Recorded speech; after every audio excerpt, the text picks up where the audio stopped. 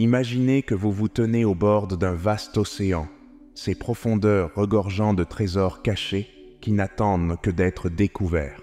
Cet océan, cette hutte et ces trésors sont les puissantes bénédictions et opportunités spirituelles que Dieu a en réserve pour vous. Êtes-vous prêt à plonger et à explorer les richesses de la grâce de Dieu? Je guiderai une prière puissante avec vous, au nom redoutable de Jésus.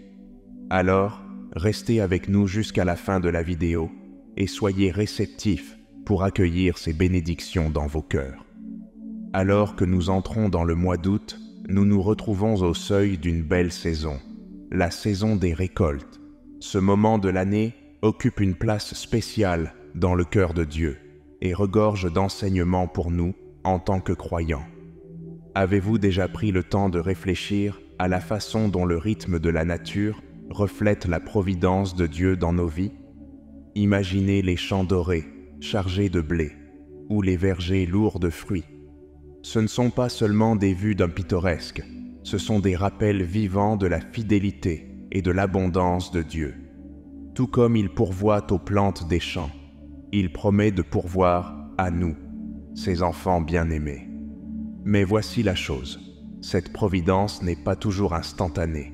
Elle requiert de la patience, de la foi et de la persévérance de notre part.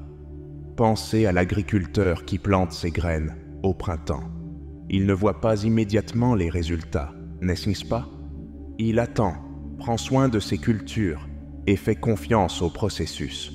Dans Galates 6, verset 9, Paul dit « Ne nous lassons pas de faire le bien, car nous moissonnerons au temps convenable si nous ne nous relâchons pas. » Alors, dans quel domaine de votre vie avez-vous l'impression d'être en saison d'attente en ce moment? Peut-être est-ce un rêve que vous poursuivez, une relation que vous entretenez, ou un objectif spirituel vers lequel vous travaillez. Quoi qu'il en soit, Dieu vous demande de persévérer et de continuer à croire. Votre récolte arrive, mes amis, si vous ne renoncez pas. N'oubliez pas que la récolte physique que nous voyons autour de nous n'est qu'un aperçu de la récolte spirituelle que Dieu promet. Lorsque nous alignons nos vies sur sa volonté, lorsque nous semons des graines de foi, d'amour et d'obéissance, nous nous préparons à une moisson abondante de bénédictions spirituelles. Maintenant, laissez-moi vous poser une question. Quand avez-vous vraiment remercié Dieu pour sa provision la dernière fois? Vous voyez, la gratitude n'est pas seulement un complément agréable à notre foi, elle est essentielle. Elle ouvre nos yeux pour voir la main de Dieu à l'œuvre dans nos vies, même dans les petites choses que nous pourrions négliger. Alors que nous nous émerveillons de l'abondance de Dieu en ce mois d'août, ne perdons pas de vue les paroles de Jésus lui-même. Dans Jean 10, verset 10, il déclare « Je suis venu afin que les brebis aient la vie, et qu'elles soient dans l'abondance. » Ici, nous apprenons que Dieu veut que nous expérimentions la vie dans toute sa plénitude, spirituellement, émotionnellement et même matériellement. Tournons maintenant notre attention vers une histoire remarquable de transformation qui se déroule le 28 de ce mois. C'est le jour de la fête de Saint Augustin. Augustin était un jeune homme du IVe siècle, né en Afrique du Nord, d'une mère chrétienne et d'un père païen. En grandissant, il était extrêmement intelligent, mais aussi un peu indiscipliné. Il aimait s'amuser et n'était pas très enclin à suivre le droit chemin. Sa pauvre mère, Monica, priait de tout son cœur pour lui, espérant qu'il tournerait sa vie autour. Augustin était toujours à la recherche de quelque chose. Il a essayé différentes philosophies, s'est intéressé à l'astrologie et a même rejoint une secte pendant un moment. Il était comme un nomade spirituel, ne trouvant jamais tout à fait ce qu'il cherchait. Mais Dieu avait toujours un œil sur Augustin. À travers une série d'événements, y compris un puissant sermon de saint Ambroise et un moment dans un jardin où il entendit la voix d'un enfant lui dire « Prends et lis » la Bible, le cœur d'Augustin s'ouvrit enfin largement à l'amour de Dieu. Il fut baptisé à l'âge de 33 ans Et à partir de ce moment-là, sa vie changea radicalement. N'est-il pas étonnant de voir comment Dieu peut transformer nos vies de la meilleure des manières? Augustin passa d'être professeur à devenir l'un des penseurs chrétiens les plus influents de tous les temps. Il devint prêtre, puis évêque, et écrivit des livres qui changent encore des vies aujourd'hui. Son histoire nous rappelle ce que Paul évoque dans Romains 12, verset 2. L'apôtre écrit « Ne vous conformez pas au siècle présent, mais soyez transformés par le renouvellement de l'intelligence. » L'esprit et le cœur d'Augustin furent entièrement renouvelés par sa rencontre avec Dieu. Il passa de la poursuite des plaisirs mondains à trouver un véritable épanouissement dans l'amour de Dieu. Où en êtes-vous dans votre propre parcours spirituel? Vous sentez-vous un peu perdu, comme Augustin l'était? Ou peut-être ressentez-vous Dieu tirer votre cœur, vous invitant à une relation plus profonde avec lui? Où que vous soyez, sachez que Dieu est là avec vous, prêt à vous guider vers une transformation incroyable. La vie d'Augustin nous montre qu'il n'est jamais trop tard pour un nouveau départ avec Dieu. Que vous ayez 33 ans, comme Augustin lors de sa conversion, ou 8 ou 80, la grâce de Dieu vous est disponible dès maintenant. Rappelons-nous maintenant un autre événement célébré en août, la transfiguration de Jésus. Vous souvenez-vous de cette histoire? Jésus décida d'emmener 3 des apôtres, Pierre, Jacques et Jean, sur une montagne pour un moment de calme. Ils pensaient probablement juste partir en randonnée et peut-être prier. Cependant, sous leurs yeux, Jésus commença à changer. Dans Matthieu 17, verset 2, nous lisons « Son visage resplendit comme le soleil, et ses vêtements devinrent blancs comme la lumière. » Pouvez-vous imaginer voir quelque chose comme ça? Cela devait être comme regarder le soleil, tellement lumineux qu'on peut à peine garder les yeux ouverts. Mais ce n'était pas un simple spectacle de lumière. C'était Jésus qui tirait le rideau, permettant à ses amis d'apercevoir sa véritable nature divine. Pendant un bref instant, ils virent son Jésus tel qu'il est réellement, non seulement un grand enseignant ou un faiseur de miracles, mais le Fils de Dieu dans toute sa gloire. La transfiguration peut être vue comme une invitation pour chacun de nous à expérimenter la présence et la puissance de Jésus dans nos propres vies. Pensez-y de cette manière. Avez-vous déjà été autour de quelqu'un qui rayonne de joie ou de paix? C'est comme si leur lumière intérieure transparaissait, n'est-ce pas? Eh bien, c'est juste un petit aperçu de ce que les disciples ont vécu sur cette montagne. Et Jésus veut aussi faire briller sa lumière à travers nous. Alors, comment pouvons-nous nous connecter à cette radiance divine? Tout commence par rechercher la présence de Jésus dans notre vie quotidienne. Je ne dis pas que vous devez escalader une montagne littérale, mais nous pouvons créer du temps dans nos vies, bien remplis, pour nous connecter à Dieu. Peut-être est-ce en consacrant du temps à la prière chaque jour ou en étudiant vraiment sa parole. Peut-être est-ce en adorant de tout cœur, que ce soit à l'église ou en conduisant votre voiture. Quand nous faisons un effort pour passer du temps dans la présence de Dieu, quelque chose d'incroyable se produit. Nous commençons à le voir plus clairement, non seulement comme une figure lointaine, mais comme un Père aimant impliqué intimement dans nos vies. Nous commençons à reconnaître sa puissance à l'œuvre autour de nous et sa majesté dans le monde qu'il a créé. Et peu à peu, sa lumière commence à briller à travers nous aussi. En nous rappelant la transfiguration ce mois d'août, relevons le défi de nous approcher de Dieu. Demandons-lui d'ouvrir nos yeux pour voir sa gloire dans notre vie quotidienne. Peut-être dans la beauté d'un coucher de soleil, ou dans la gentillesse d'un étranger, ou dans cette voix douce qui nous guide dans une décision difficile. Cela nous amène à un autre jour spécial du mois d'août. Je parle du 15 août, le jour où nous célébrons l'Assomption de Marie. L'Assomption de Marie est cette croyance incroyable qu'à la fin de sa vie terrestre, Marie, la mère de Jésus, fut enlevée au ciel. corps et âme. Mais ce n'est pas seulement à propos de Marie. C'est un avant-goût de ce que Dieu a en réserve pour nous tous qui mettons notre confiance en lui. Vous êtes-vous déjà retrouvé dans une montagne russe en regardant la voiture devant vous grimper cette grande colline? Vous savez que c'est bientôt votre tour, et même si cela peut être un peu effrayant, vous êtes aussi très excité. C'est un peu comme ça que l'Assomption de Marie est pour nous, croyants. Nous voyons ce que Dieu a fait pour Marie, et cela nous donne cet espoir extraordinaire qu'un jour nous serons là-haut avec elle, jouissant de la vie éternelle en présence de Dieu. Maintenant, revenons un peu en arrière et parlons de comment Marie en est arrivée là. Son histoire commence bien longtemps, quand elle était juste une jeune fille, dans une petite ville appelée Nazareth. Marie menait probablement une vie normale, aidant peut-être ses parents et rêvant de son avenir. Mais Dieu avait de très grands projets pour elle. Un jour, sans crier gare, un ange apparaît avec une nouvelle incroyable. Dieu avait choisi Marie pour être la mère de son Fils, le Sauveur du monde. Pouvez-vous imaginer à quel point cela a dû être renversant?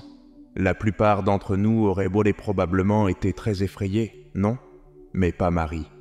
Elle ose écouter l'ange, poser quelques questions pour comprendre ce qui se passait, et puis elle a dit oui au plan de Dieu. Son oui à Dieu n'était pas seulement un acte ponctuel. Elle a vécu toute sa vie avec cette même confiance et obéissance. Même quand les choses devenaient difficiles, Marie continuait de croire aux promesses de Dieu. Elle est restée aux côtés de Jésus du début, de sa naissance dans une étable humble, jusqu'à sa mort sur la croix. Et à cause de sa foi inébranlable, Dieu l'a honorée d'une manière extraordinaire à la fin de sa vie. Gardez à l'esprit que la promesse de Dieu de la vie éternelle n'est pas seulement pour les super saints, elle est pour tous ceux qui mettent leur confiance en lui. Dans 1 Thessaloniciens 4, verset 17, Paul dit « Ensuite, nous les vivants, qui serons restés, nous serons tous ensemble enlevés avec eux sur des nuées, à la rencontre du Seigneur dans les airs, et ainsi nous serons toujours avec le Seigneur. » Alors, comment vivons-nous à la lumière de cette incroyable promesse?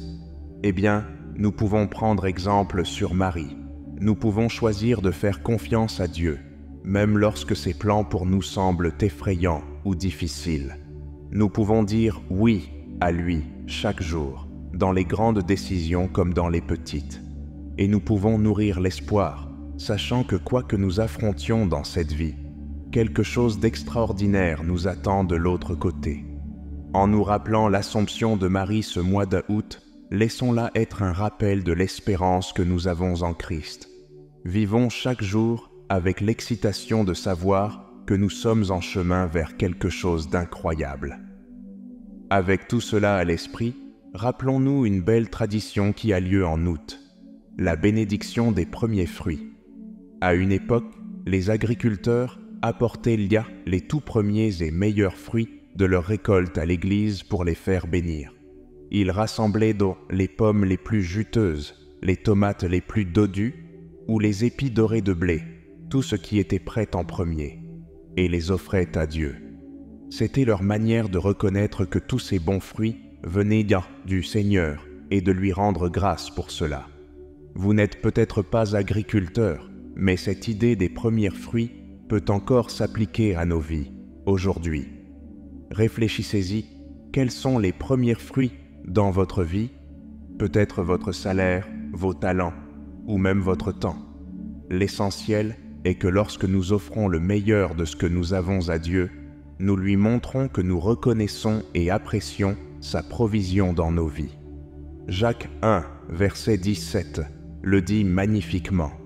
Toute grâce excellente et tout don parfait descendent d'en haut, du Père des Lumières, chez lequel il n'y a ni changement, ni ombre de variation. Tout ce qui est de bon dans nos vies, de l'air que nous respirons aux personnes que nous aimons, est un don de Dieu. Et lorsque nous prenons le temps de le reconnaître, cela peut complètement changer notre perspective. Tout commence par ouvrir les yeux sur les bénédictions qui nous entourent. Je sais qu'il est facile de se concentrer sur ce qui ne va pas dans nos vies ou sur ce que nous n'avons pas.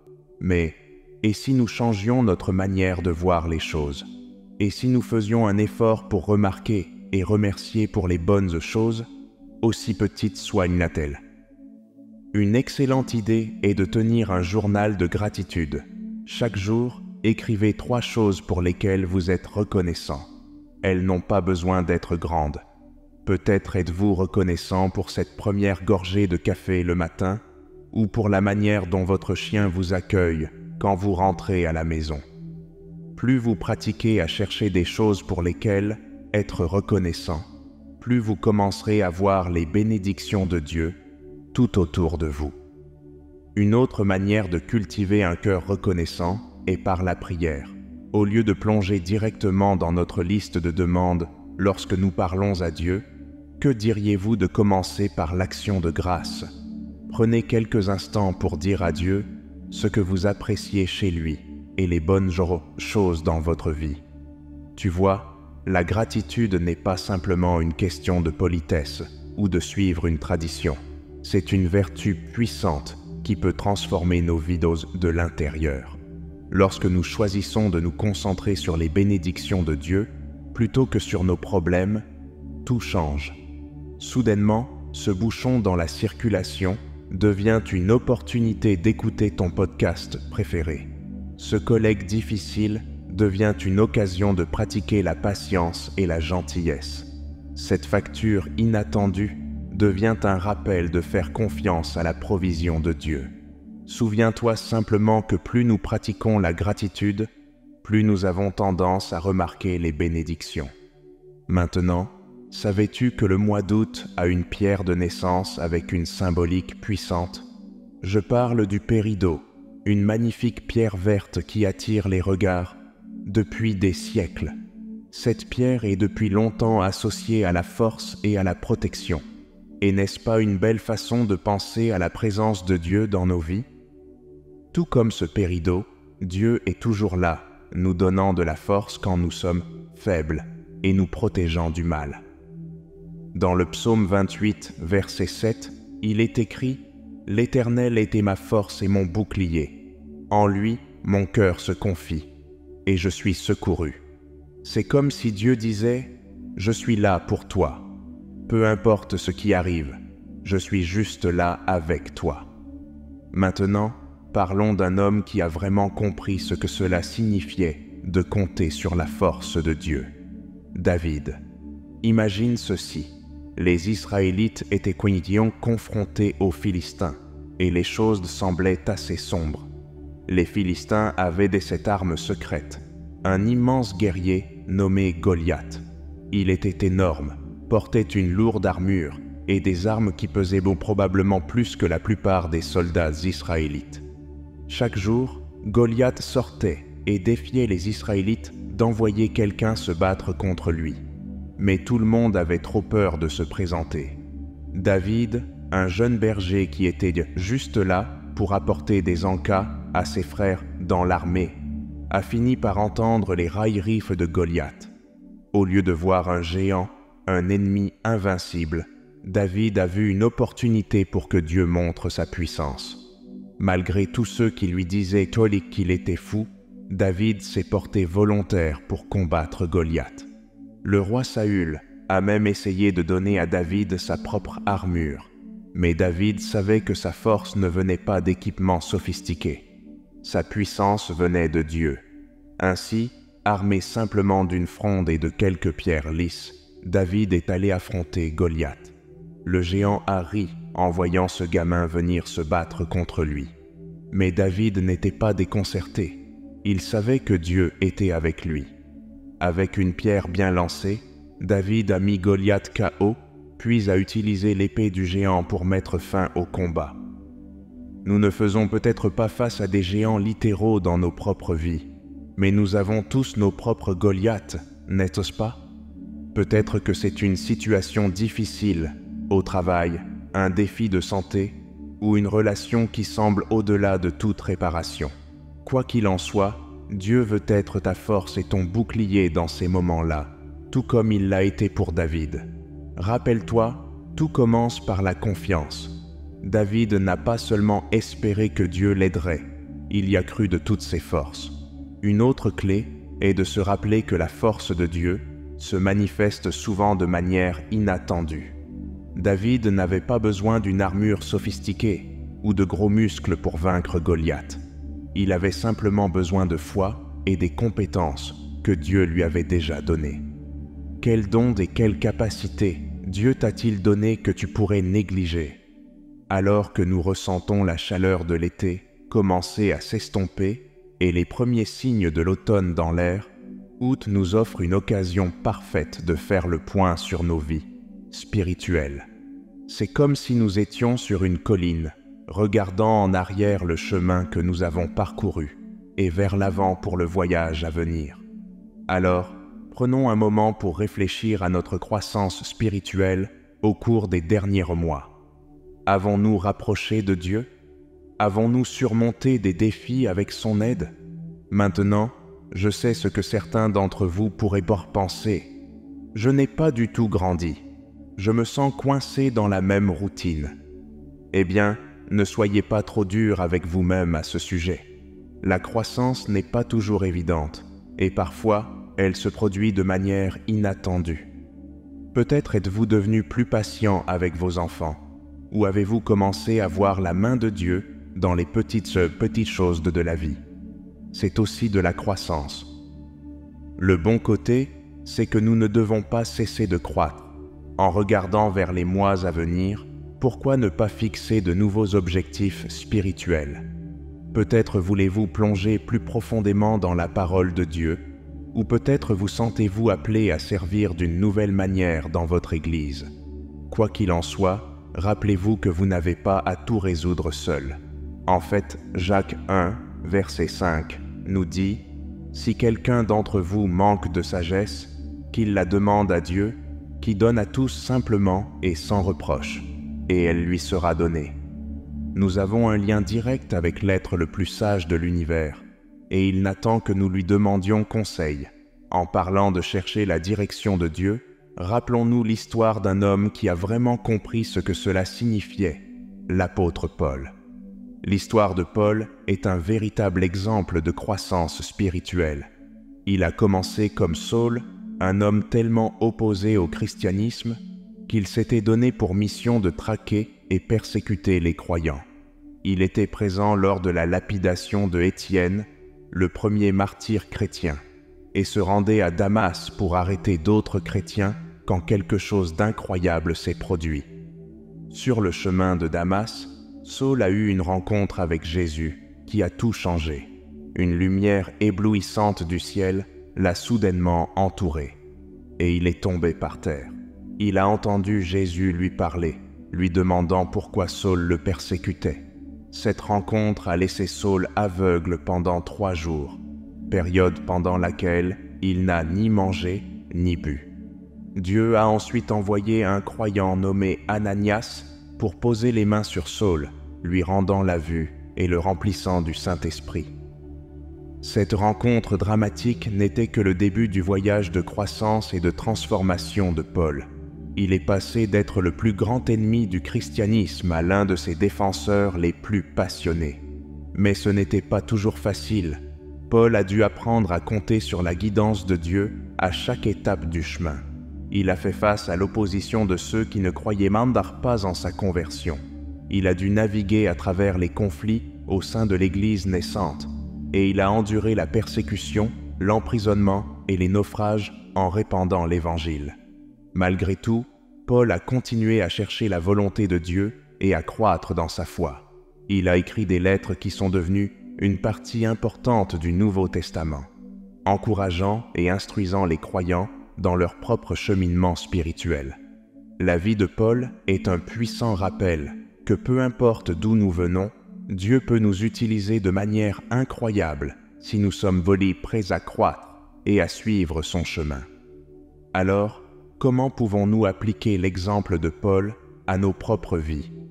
Eh bien, nous devons être ouverts à la guidance de Dieu, même quand elle pourrait nous mener dans des directions inattendues. Y a-t-il des domaines de votre vie où vous avez besoin de lâcher prise et de faire confiance au plan de Dieu? La réflexion régulière sur soi est également essentielle. Paul revenait souvent sur son passé pour voir jusqu'où Dieu l'avait conduit, et il utilisait ces réflexions pour encourager les autres. Pourquoi ne pas prendre un moment ce mois d'août pour tenir un journal de votre parcours spirituel? Où étiez-vous il y a un an? Comment Dieu a-t-il travaillé dans votre vie depuis lors? Et n'oublions pas l'importance de la communauté dans notre croissance spirituelle. Paul n'était pas seul. Il avait des mentors comme Barnabas, des coéquipiers comme Silas et Timothée, et il cherchait toujours à se connecter avec les croyants locaux partout où il allait. Assurez-vous donc de trouver des personnes dans votre vie qui encouragent votre foi et vous poussent à grandir. Alors que nous terminons cette saison estivale, laissons-nous inspirer par la transformation de Paul. Êtes-vous prêt à demander à Dieu la sagesse et la direction? Rappelez-vous, tout comme Paul, votre voyage de foi est une aventure tout au long de la vie. Cherchez la volonté de Dieu et préparez-vous aux choses incroyables qu'il a préparées pour vous. Maintenant, à tous ceux qui entendent ma voix, poursuivons le réconfort et les conseils que seul notre Seigneur peut offrir. Priez avec moi pour accueillir la grâce qui accompagne cette prière sincère. Père céleste, alors que nous entrons dans ce nouveau mois d'août, nous te demandons tes bénédictions continuelles sur nous. Nous recherchons ta sagesse dans nos décisions et ta force dans nos défis. Guide-nous alors que nous naviguons sur les chemins qui s'ouvrent devant nous et aide-nous à avoir confiance en ton plan divin. Que ta présence soit ressentie dans tous les aspects de nos vies, nous rappelant que tu es toujours avec nous, nous guidant et nous protégeant. Bienheureuse Vierge Marie, nous te regardons comme un modèle de foi et d'obéissance. Nous te demandons ton intercession et ta guidance alors que nous nous efforçons de suivre ton exemple. Puissions-nous trouver du réconfort en sachant que tu pries toujours pour nous et nous conduis vers ton Fils, Jésus. Aide-nous à avoir confiance dans les promesses de Dieu et à rester fidèles dans notre cheminement. Seigneur, nous te remercions pour l'abondance que tu nous accordes, non seulement dans les bénédictions matérielles, mais aussi dans la nourriture spirituelle qui nous soutient. En cette saison des récoltes, nous reconnaissons les fruits de notre travail et les graines de foi que nous avons semées. Aide-nous à rester diligents dans notre travail, sachant qu'en temps voulu, nous récolterons les récompenses de notre persévérance. Enseigne-nous la patience et aide-nous à avoir confiance en ton timing, car tu sais ce qui était le meilleur pour nous. Alors que nous arrivons à la fin de cette saison estivale, prenons ce temps pour réfléchir à notre croissance spirituelle. Aide-nous à voir comment nous nous sommes rapprochés de toi et les domaines où nous avons encore besoin de ta guidance. Alors que nous fixons de nouveaux objectifs spirituels pour les mois à venir, nous te demandons ta sagesse et ta direction. Guide-nous dans tes sentiers de droiture et aide-nous à chercher ta volonté par-dessus tout. Seigneur Jésus, nous sommes émerveillés par ta gloire divine et ta majesté. Alors que nous contemplons ta transfiguration, nous sommes rappelés de ta puissance et de l'espoir que tu apportes dans nos vies. Aide-nous à chercher ta présence chaque jour, à t'adorer en esprit et en vérité, et à être transformés par ton amour. Que nos vies reflètent ta lumière et que nous soyons une source d'inspiration et d'encouragement pour les autres. Père, alors que nous réfléchissons à la transformation et à la rédemption que tu nous offres, nous sommes rappelés de ta grâce infinie. Nous te demandons pardon pour nos faiblesses et nos péchés. Purifie nos cœurs et renouvelle nos esprits afin que nous te ressemblions davantage. Aide-nous à embrasser les changements que tu apportes dans nos vies, sachant qu'ils font partie de ton plan parfait pour notre croissance. Nous élevons toutes ces prières vers toi en ayant confiance en ton amour et ta miséricorde infinie. Au nom de Jésus, nous prions. Amen. Nous espérons que vous vous sentirez mieux après avoir entendu cette prière. Veuillez cliquer sur le bouton j'aime de la vidéo et vous abonner à notre chaîne si vous souhaitez nous soutenir. Et si nous restions sur cette voie inspirante et pleine de foi. Pour ce faire, cliquez sur la vidéo qui s'affiche sur votre écran.